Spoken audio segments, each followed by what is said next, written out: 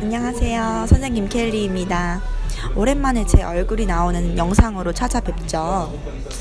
제가 주말에 잠깐 카페에 와서 일을 하고 있다가 이렇게 영상을 찍게 됐어요. 네, 카페라서 조금 소란스러운 점 이해 부탁드릴게요. 제 구독자분들 중에서 이번에 수업 실현 영상을 보고 찾아오셔서 시험에 합격하신 신규 교사분들이 많을 것 같아요. 신규 교사분들이 지금쯤 하고 계실 고민 중에는 아마 일자리 걱정이 있으시겠죠? 3월 바로 발령이 나신 분들은 뭐 걱정이 없겠지만 이제 한두 달 정도 쉬기도 쉬웠는데 내 꿈이었던 아이들 빨리 가서 만나고 싶고 또 방학 때 여행도 좀 다니려면 돈도 벌어야 되는데 기간제나 시간 강사 자리 좀 찾기 힘들어서 고민하고 계신 분들 계실 거예요. 저도 그랬거든요. 그러면 오늘은 기간제나 시간 강사 구하는 법 그리고 그와 관련한 여러 가지 이야기들을 좀 나눠볼까 해요. 자, 여러분, 기간제나 시간 강사 좋은 자리 구하려면 우선 부지런하게 사이트를 들락거리셔야 합니다. 저 같은 경우는 합격한 그 순간부터 서울시 교육청 또는 주변 교육청들 구인 사이트를 뒤졌었거든요. 들어가셔서 하루에도 여러 번 들어가시면 여러 번 올라오거든요. 그래서 거기서 찾아보시고, 그리고 초임공 카페에도 이제 지역별로 사람 찾는 카테고리가 있었던 걸로 저는 기억을 해요. 아직도 거기에 있다면 거기 들어가셔서 혹시나 구인 공고가 내가 갈 만한 학교가 올라온 데가 없는지 자주 찾아보세요. 그리고 시간 강사 같은 경우는 별도로 뭐 시험 같은 거 안 보고 가장 먼저 연락 주시는 분한테 자리를 주는 경우가 많거든요. 그러니까 지도랑 이렇게 여러분 집이랑 거리 같은 거 확인해 보시고 딱 괜찮다 싶으시면 바로 망설이지 말고 전화를 거세요. 그러지 않으면 여러분이 고민하시는 사이에 다른 분이 먼저 연락하셔서 그 자리를 가져가실 수 있거든요. 그리고 두 번째로는 제가 예전에 만든 영상에서도 말한 적이 있는데 자신이 합격한 지역이 가장 일구하기가 쉬운 편이에요. 제 고향 같은 경우는 그 지역 대기자가 아니면 아예 받아주지도 않았고요. 대기자가 너무 많아가지고 그래서 어쩔 수 없이 나중에 서울로 먼저 올라오게 된 적이 있었어요.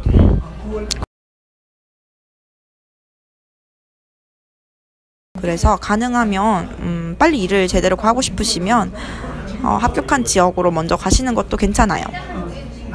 그리고 세 번째, 이 방법은 제가 해보진 않았는데 교대 카페에서 가끔씩 본 적이 있거든요. 근데 지금 생각해보니까 되게 좋은 방법인 것 같아요. 먼저 여러분이 사시는 곳 지역의 주변 초등학교들에 여러분의 그 자기소개서나 신상 정보가 적힌 그 서류를 작성하셔서 교무실에 찾아뵙고 그거를 관리자분들한테 먼저 돌려놓는 거예요. 학교에서 갑작스러운 공석이 생겼을 때 학교는 보통 본인 그 학교가 가지고 있는 강사 연락망을 보고 그분들한테 먼저 연락을 돌려보거든요. 그래서 저 같은 경우도 벌써 발령 난 지 1년 반도 넘었는데 예전에 시간 강사 잠깐 일했던 학교들에서 아직도 연락이 와요. 왜냐하면 그분들이 제가 발령 났는지 안 났는지 잘 모르시니까. 그래서 여러분들이 미리 여러 학교에 여러분의 연락망을 만들어 둔다면 여러분에게 기회가 찾아올 확률이 높아지겠죠? 자, 그런데 여러분이 지원할 때 조금 조심해야 될 기간제 공고가 있어요. 그 특징을 알려드릴게요. 첫 번째로 기간제 채용 기간이 몹시 길고 우리한테 되게 좋은 공고예요. 뭐 1년씩 6개월 이상씩 이렇게 사람 쓰는 그런 공고인데 사람을 모집하는 기간이 매우 짧은 공고들이 있어요. 보통 일주일 정도는 모집을 받거든요. 그런데 굉장히 짧다. 그리고 서류 모집 방식이 매우 불편하다. 예를 들면 1차 모집은 인터넷과 학교 방문을 동시에 받는 경우가 많거든요. 그런데 무조건 교무실에 직접 찾아와서 내는 서류만 받는다. 이런 식으로 되어 있는 것들이 있어요. 이 두 가지 기준을 둘 다 만족한다면 조금 조심하시는 게 좋아요.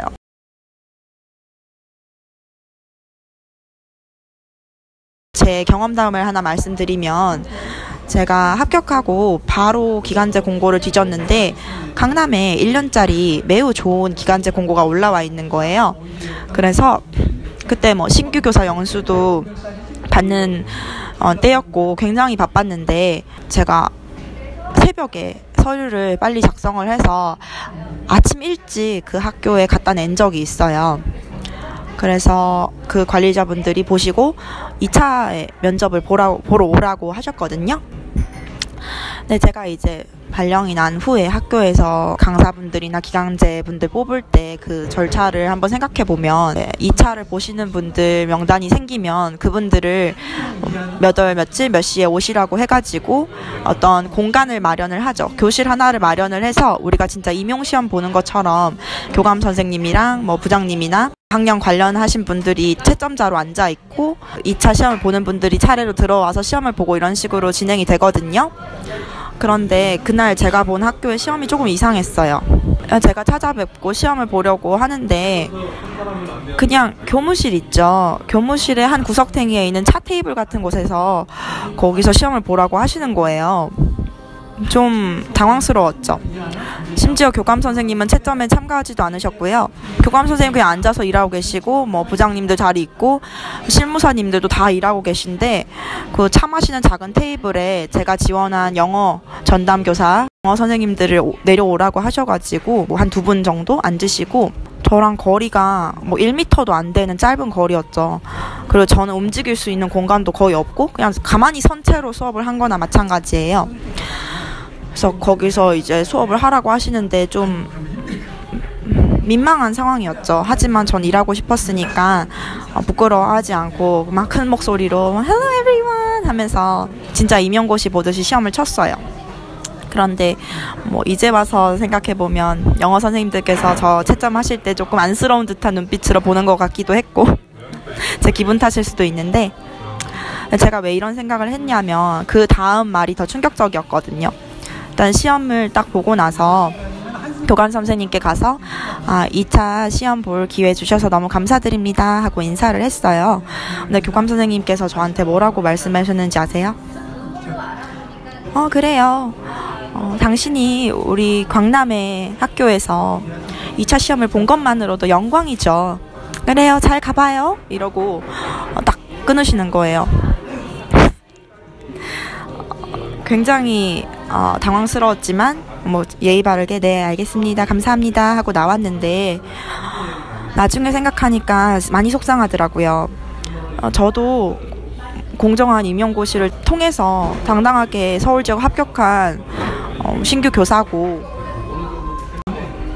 이분이 지금 저를 같은 교사로 취급하신 게 아니라 나는 너를 지금 뽑을 생각이 없지만 너가 우리 학교에 시험을 본 것만으로도 영광이야 이렇게 말씀해 주신 거잖아요.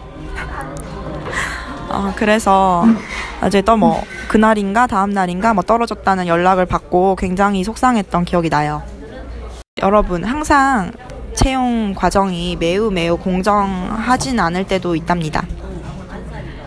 그래서 기간제 뽑히는 기준을 생각해보면 사실 그 짧은 시험만으로 그 사람의 능력을 판단하기가 쉽지가 않아요. 학교에서 그 사람을 뽑는 기준은 관리자분들이나 그 면접 보신 부장님들이나 그분들이 봤을 때 그냥 인상이 되게 마음에 들고 개인적인 느낌으로 마음에 드시는 분을 뽑기도 하고 그보다는 일단 학교에서 이 사람을 활용하기에 좋은 사람을 먼저 뽑아요. 그 사람의 뭐 능력 같은 거는 잘 안 보이잖아요, 한눈에. 그래서 그 사람이 우리 학교랑 집이 가까워서 오기 편한지 그리고 뭐 나이가 어리다든가 뭐 결혼을 하지 않았다든가 이렇게 좀 일시키기 좋은 상태인 사람인지 뭐 그런 것들을 보고 보는 경우가 많고요. 그래서 여러분들이 혹시 기간제 시험을 봤는데 떨어졌다. 여러분의 어떤 뭐 면접서 느낌이 많이 안 좋았거나 뭐 수업을 못 하거나 그래서 안 뽑힌 게 아니라 그냥 이 학교는 나랑 운명이 아니었나 보다, 인연이 아니었나 보다 생각하시고요. 다른 또 좋은 학교가 여러분들을 맞이해 주실 테니까 그렇게 생각하시면 좋을 것 같아요. 그래서 우리 신규 교사분들 좋은 자리 찾으셔서 아이들하고 행복한 시간도 보내시고 그리고 돈도 버시고 나중에 여행도 가시고 즐거운 인생 사셨으면 좋겠네요. 또 궁금한 점 같은 거 있으시면 언제든지 물어봐 주시고요. 오늘 영상 봐주셔서 감사하고요. 다음에 또 만나요. 바이바이.